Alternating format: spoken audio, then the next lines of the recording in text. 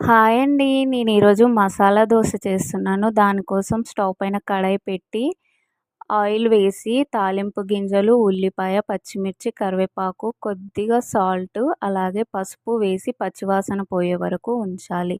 దీనికోసం ముందుగా ఉడికించి పెట్టుకున్న పొటాటోని స్మాష్ చేసి వేసుకొని, కలిపి ఒక 5 మినిట్స్ మూత పెట్టాలి. 5 మినిట్స్ తర్వాత కొద్దిగా కొత్తిమీర వేసుకుంటే ఆలు కుర్మా రెడీ.